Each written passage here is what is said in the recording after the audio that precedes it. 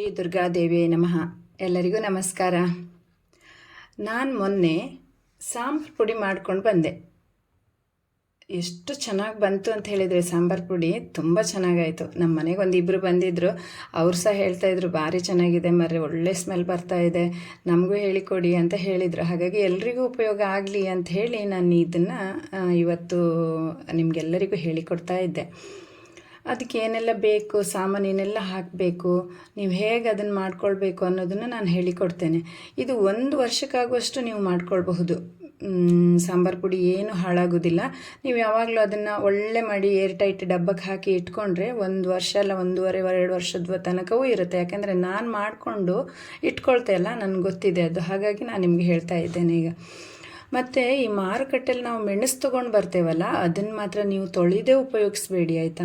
ಯಾಕೆಂತ ಹೇಳಿದರೆ ನಿಮಗೆ ಗೊತ್ತಿರ್ಬೋದು, ಅವರು ನೋಡಿ ಸ್ಲಿಪ್ಪರ್ ಕಾಲಲ್ಲೆಲ್ಲ ಮೆಟ್ಕೊಂಡು ತಿರುಗಾಡ್ತಿರ್ತಾರೆ. ಆಮೇಲೆ ಎಲ್ಲೆಲ್ಲೋ ಇಟ್ಕೊಂಡಿರ್ತಾರೆ ಅದನ್ನು, ಧೂಳು ಕಸ ಕಡ್ಡಿ ಇರುವಲ್ಲೆಲ್ಲ ಇಟ್ಕೊಂಡಿರ್ತಾರೆ, ಎಂಜಲು ಉಗುಳದ್ದು ಪ್ಲೇಸಲ್ಲೆಲ್ಲ ಇಟ್ಕೊಂಡಿರ್ತಾರೆ. ಹಾಗಾಗಿ ಯಾವಾಗಲೂ ಮೆಣಸನ್ನು ನೀವು ಮಾರುಕಟ್ಟೆಯಿಂದ ತಂದರೆ ಮಾತ್ರ ಚಂದ ಮಾಡಿ ತೊಳೆದು ಅದನ್ನು ಒಣಗಿಸ್ಕೊಂಡು ನೀವು ಇಟ್ಕೊಳ್ಳಿ. ಮೆಣಸನ್ನು ಹಾಗೆ ಉಪಯೋಗಿಸೋರು ಕೂಡ ಮೆಣಸನ್ನು ತೊಳೆದು ಹಾಗೆ ಇಟ್ಕೊಳ್ಳಿ. ಅದನ್ನು ಪುಡಿ ಮಾಡೋದಾದ್ರೂ ಸಮೇತ ನೀವು ತೊಳೆದು ಅದನ್ನು ಒಣಗಿಸಿದ ಮೇಲೆ ಸ್ವಲ್ಪ ಅದನ್ನು ಹುರ್ಕೊಳ್ಬೇಕು. ನೀವು ಪುಡಿ ಮಾಡೋದಾದರೆ ಹುರ್ಕೊಂಡ್ರೆ ಚೆನ್ನಾಗಿ ಬರುತ್ತೆ. ಅದು ಹಸಿ ವಾಸನೆ ಸ್ವಲ್ಪ ಹೋಗುತ್ತಲ್ಲ, ಹಾಗಾಗಿ ತುಂಬ ಚೆನ್ನಾಗಿ ಬರುತ್ತೆ. ಸ್ವಲ್ಪ ಹುರ್ಕೊಂಡ್ರೆ ಒಳ್ಳೆಯದು. ನಾನು ಯಾವಾಗಲೂ ಮೆಣಸನ್ನು ಬೇರೆ ಹುಡಿ ಮಾಡ್ಕೊಳ್ತೇನೆ. ಈ ಸಾಂಬಾರು ಪುಡಿಯೊಟ್ಟಿಗೆ ಮೆಣಸಿನ ಪುಡಿನ ಸೇರಿಸೋದಿಲ್ಲ. ಯಾಕೆ ಮೆಣಸಿನ ಪುಡಿಯೇ ಬೇರೆ. ನಾವೀಗ ಕೆಲವೊಂದು ಸಾಂಬಾರುಗಳಿಗೆ ನಮಗೆ ಸಾಂಬಾರು ಪುಡಿ ಅಗತ್ಯ ಇರೋದಿಲ್ಲ, ಮೆಣಸಿನ ಪುಡಿ ಮಾತ್ರ ಬೇಕಾಗುತ್ತೆ. ಹಾಗಾಗಿ ಮೆಣಸಿನ ಪುಡಿನ ಮಾತ್ರ ಬೇರೆ ಮಾಡ್ಕೊಳ್ತೆ ನಾನು. ನೀವು ಸಹ ಹಾಗೆ ಮಾಡೋದಾದರೆ ಹಾಗೆ ಮಾಡಿ, ಮೆಣಸನ್ನು ಬೇರೆ ಪುಡಿ ಮಾಡಿ ಇಟ್ಕೊಳ್ಳಿ, ಸಾಂಬಾರು ಪುಡಿನೇ ಬೇರೆ ಮಾಡ್ಕೊಳ್ಳಿ. ಈ ಎಲ್ಲ ಸಾಂಬಾರು ಪುಡಿ ಮಾಡ್ಕೊಳ್ಳಿಕ್ಕೆ ಬೇಕಾದ ಸಾಮಾನುಗಳಿರುತ್ತಲ್ಲ, ಆ ಎಲ್ಲ ಸಾಮಾನನ್ನು ನಿಮಗೆ ಸಾಧ್ಯ ಆದರೆ, ಸಮಯ ಇದ್ದರೆ ನೀವು ತೊಳೆದು ಒಣಗಿಸಿ ಮತ್ತೆ ಹುರ್ಕೊಂಡ್ರೆ ಅದು ಚೆನ್ನಾಗಿರ್ತದೆ. ನಿಮಗೆ ಪುರ್ಸೊತ್ತು ಆಗಲಿಲ್ಲ ಅಂತ ಹೇಳಿದರೆ ಮಾತ್ರ ನೀವು ಅದನ್ನು ಹುರ್ಕೊಳ್ಳಿ, ಆಯಿತಾ? ಮಂದ ಉರಿಯಲ್ಲಿ ಚಂದ ಮಾಡಿ ಹುರ್ಕೊಳ್ಬೇಕು ನೀವು.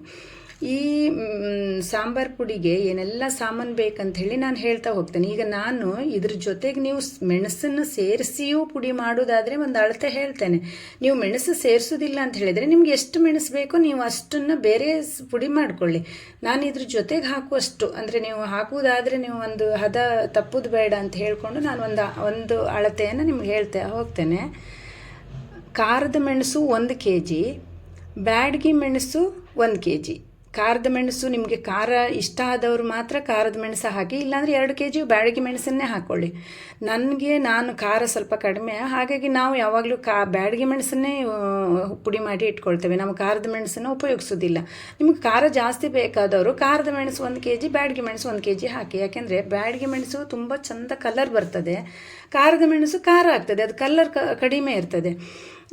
ಆಮೇಲೆ ಕಾಳು ಮೆಣಸು 100 ಗ್ರಾಮು, ಜೀರಿಗೆ ಅರ್ಧ kg, ಮೆಂತ್ಯ 50 ಗ್ರಾಮು, ಸಾಸಿವೆ 50 ಗ್ರಾಮು, ತೊಗರಿಬೇಳೆ 1/4 kg, ಕಡಲೆ ಕಾಳು ಬರುತ್ತಲ್ಲ ಇಡೀ ಕಡಲೆ, ಆ ಇಡೀ ಕಡಲೆ ಕಾಳು 250 ಗ್ರಾಮು, ಹುರುಳಿಕಾಳು 250 ಗ್ರಾಮು, ಬಿಳಿ ಅಕ್ಕಿ ಅಂದರೆ ಬೆಳ್ತಿಗೆ ಅಕ್ಕಿ ಅಂತ ಹೇಳ್ತೀವಲ್ಲ, ಆ ಬೆಳ್ತಿಗೆ ಅಕ್ಕಿ 250 ಗ್ರಾಮ್, ಧನಿಯಾ ಅಂದರೆ ಕೊತ್ತಂಬರಿ ಕಾಳು 1.5 kg.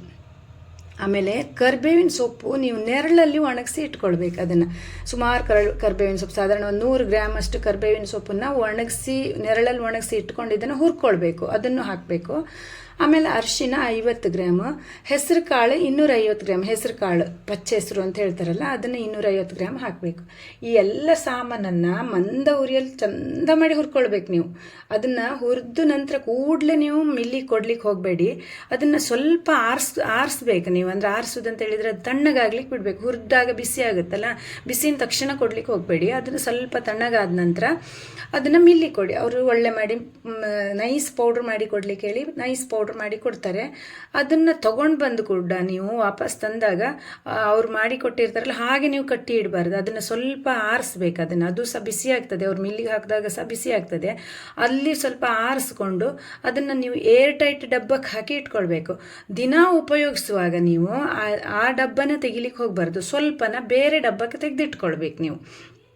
ಆಗ ಇದು ಹಾಳಾಗೋದಿಲ್ಲ. ಯಾಕೆ ಹೇಳಿದರೆ ಇಡೀ ಹೊತ್ತು ಅದನ್ನು ನಾವು ತೆಗೀತಾ ಹೋದಾಗೆ ಅದು ಸ್ವಲ್ಪ ಗಾಳಿಯೆಲ್ಲ ಆಡಿದರೆ ಹಾಳಾಗುತ್ತಲ್ಲ. ಹಾಗಾಗಿ ನಮಗೆ ದಿನನಿತ್ಯಕ್ಕೆ ಬೇಕಾಗಿದ್ದನ್ನು ಬೇರೆ ಕಡೆ ಇಟ್ಕೊಳ್ಬೇಕು, ಬೇರೆ ಡಬ್ಬಕ್ಕೆ ಹಾಕಿ ಇಟ್ಕೊಳ್ಬೇಕು.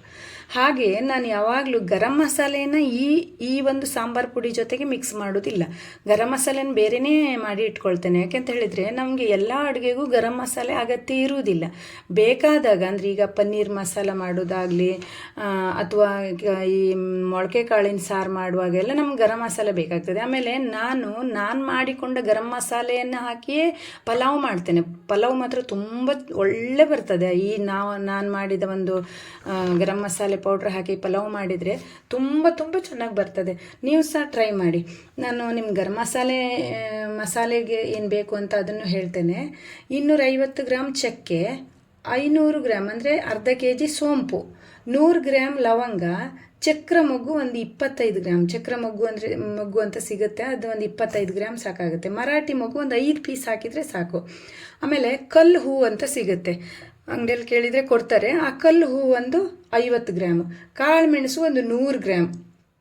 ಇದೆಲ್ಲದನ್ನು ಸಮೇತ ಚೆನ್ನಾಗಿ ನೀವು ಮಂದ ಉರಿಯಲ್ಲಿ ಹುರ್ಕೊಂಡು ಅದನ್ನು ತಣ್ಣಗಾದ ಮೇಲೆ ಮಿಲ್ಲಿ ಕೊಟ್ಟು ಚಂದ ಮಾಡಿ ಪುಡಿ ಮಾಡ್ಕೊಳ್ಬೇಕು. ನೀವು ಹೀಗೆ ಪುಡಿ ಮಾಡೋದ್ರಿಂದ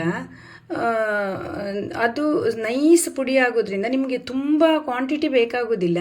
ಮತ್ತು ಈ ಲವಂಗ ಮತ್ತು ಚಕ್ರ ಮೊಗ್ಗು ಎಲ್ಲ ಇದೆಯಲ್ಲ, ಅದೆಲ್ಲ ನಮ್ಮ ಆರೋಗ್ಯಕ್ಕೆ ತುಂಬ ಒಳ್ಳೆಯದದು. ಅದು ಒಳ್ಳೆಯದು ಅಂದರೆ ಸ್ವಲ್ಪ ಹೀಟ್ ಅದು, ಆದರೂ ಸಮೇತ ಅದು ನಮ್ಮ ದೇಹಕ್ಕೆ ಬೇಕು. ಹಾಗಾಗಿ ಈಗ ಕೆಲವೊಂದು ನಾನು ಆಯುರ್ವೇದಿಕ್ ಡಾಕ್ಟ್ರುಗಳೆಲ್ಲ ಹೇಳೋದನ್ನು ಕೇಳಿದೆ, ಇದರಿಂದ ನಮ್ಮ ದೇಹದಲ್ಲಿರುವಂಥ ಕೆಲವೊಂದು ಕೆಟ್ಟ ಯಾವುದು ರೋಗಗಳನ್ನೆಲ್ಲ ತಡೀತದಂತೆ. ಅದು ಕೆಟ್ಟ ರಕ್ತದಲ್ಲಿರುವ ಕೆಟ್ಟ ಅಂಶಗಳನ್ನೆಲ್ಲ ಹೊರ ಹಾಕ್ತದಂತೆ. ಆಮೇಲೆ ಕ್ಯಾನ್ಸರ್ ರೋಗ ಕಣಗಳಿದ್ರೂ ಕೂಡ ಅದನ್ನು ಸಾಯಿಸುವಂಥ ಕೆಲಸ ಮಾಡುತ್ತೆ ಅಂತ ಹೇಳ್ತಾರೆ ಈ ಯಾವುದು ಚಕ್ಕೆ ಮತ್ತು ಲವಂಗ. ಹಾಗಾಗಿ ಅದನ್ನು ನಾವು ಪುಡಿ ಮಾಡಿ ಹಾಕೋದ್ರಿಂದ ಅದು ನಮ್ಮ ದೇಹಕ್ಕೆ ನೇರವಾಗಿ ಸೇರುತ್ತಲ್ಲ ಅಂತ ನಾನು ಯಾವಾಗಲೂ ಪುಡಿ ಮಾಡಿ ಇಟ್ಕೊಳ್ತೇನೆ. ನೀವು ಸಾಧ್ಯ ಆದರೆ ಪುಡಿ ಮಾಡಿಯೇ ಇಟ್ಕೊಳ್ಳಿ. ಇದು ನಾವೇ ಮಾಡಿಕೊಳ್ಳೋದು. ಈಗ ಅಂಗಡಿಯಲ್ಲಿ ಸಿಗುವ ಗರಂ ಮಸಾಲೆಗಿಂತ ನಾವು ಮಾಡ್ಕೊಂಡು ಮಸಾಲೆ ಶುದ್ಧ ಆಗಿರುತ್ತೆ, ಮತ್ತು ಅದು ನಾವೇ ಮಾಡ್ಕೊಳ್ಳೋದ್ರಿಂದ ಅದನ್ನು ನಾವು ಯಾವಾಗಲೂ ಒಳ್ಳೆ ರೀತಿಯಲ್ಲಿ ಇಟ್ಕೊಳ್ಬೋದು. ಅದು ಸುಮಾರು ಸಮಯದವರೆಗೂ ಬರ್ತದೆ. ಮತ್ತು ಇಷ್ಟು ಈಗ ನೋಡಿ, ನಾನು ಹೇಳಿದ್ದೇನು ಹೆಚ್ಚು ಹಣ ಆಗೋದಿಲ್ಲ. ಅಷ್ಟೇ ಹಣದಲ್ಲಿ ನಮಗೊಂದು ವರ್ಷಕ್ಕೂ ಸಾಕಾಗ್ಬೋದು ಈ ಗರಂ ಮಸಾಲೆ ಪೌಡ್ರ್ ಮಾಡಿಕೊಂಡ್ರೆ. ಅದೇ ನಾವು ಅಂಗಡಿಯಿಂದ ತಂದರೆ ಒಂದು ಇಷ್ಟು ಪೌಡ್ರಿಗೆ ಒಂದು ಎಷ್ಟೋ ದುಡ್ಡು ಕೊಟ್ಟು ತರಬೇಕು. ಮತ್ತು ಅದು ಹೇಗೆ ಮಾಡ್ತಾರೋ ಹೇಗೆ ಬಿಡ್ತಾರೋ ಗೊತ್ತಿಲ್ಲ. ನಮಗೆ ಅದು ಚೆನ್ನಾಗಿರ್ತದೋ ಇಲ್ವಾ ಅಂತ ಗೊತ್ತಿಲ್ಲದೆ ತಂದು ತಿಂತೇವೆ ನಾವು.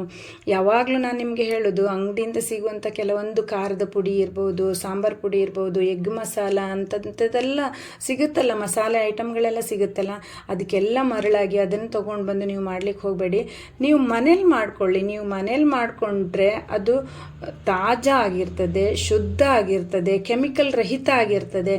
ನಿಮಗೆ ಈ ರೆಡಿಮೇಡ್ಗಿಂತ ಮತ್ತು ರುಚಿ ಕೂಡ ತುಂಬ ಒಳ್ಳೇದು ಕೊಡ್ತದೆ. ಬಣ್ಣ ಕೂಡ ಒಳ್ಳೆ ಬಣ್ಣ ಬರ್ತದೆ. ನಾವೇ ಮನೇಲಿ ಮಾಡ್ಕೊಂಡು ಮಸಾಲೆಗೆ ಒಳ್ಳೆ ಬಣ್ಣ ಇರ್ತದೆ. ಹಾಗಾಗಿ ಯಾವುದೇ ಕಾಯಿಲೆಗಳು ಇದರಿಂದ ಬರೋದಿಲ್ಲ.